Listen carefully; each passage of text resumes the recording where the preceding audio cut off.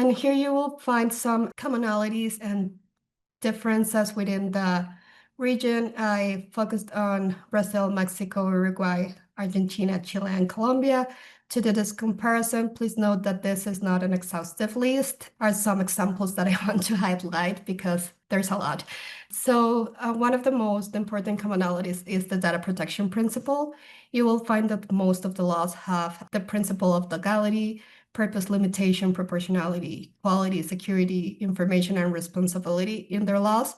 Brazil is the only one that has additional legal principles, prevention and non-discrimination, and consent is included as a principle in the laws that were enacted before the GDPR and not yet amended.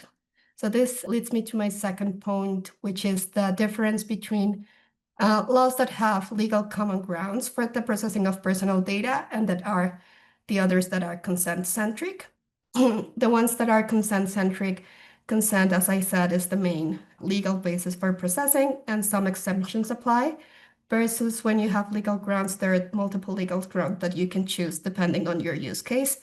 One thing that I have found is that the exceptions that you can find for obtaining consent sometimes are very similar to the legal grounds established in the GDPR-like legislations. So the main difference is more like the weight of the legal basis.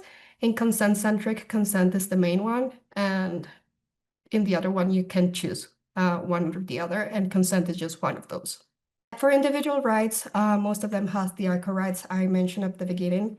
Chile and Brazil has the right to object to automated decision-making and the right to portability, as well as El Salvador.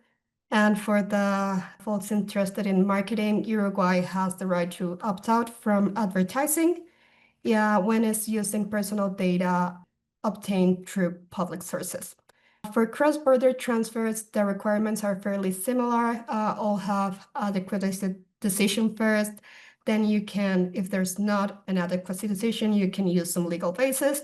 And there's some exemptions that apply for non-recurrent transactions. I want to note that all of the countries that you see listed there are part of the Ibero-American Data Protection Network. And that network issues some model contractor classes that these countries can use for the cross-border transfers. Argentina and Uruguay are the only EU adequate countries in the region. Now for vendor management, they all have similar requirements. They require to have contracts in play with data processors. They require data processors to follow the instructions of the controller and those kind of like similar requirements that we see around the globe. The country that stands up here is Colombia, that has data processors obligations that are practically the same as the data controllers obligations, which means that in practice, if you, as an individual in Colombia, you can exercise your data protections rights against a data processor and not only for the data controller. DPIAs, only Chile and Brazil has DPIAs as we know them in the GDPR, and Uruguay has a specific DPIAs for the use of biometrics. They also have a unique requirement. They require a privacy notice specific for the use of biometrics.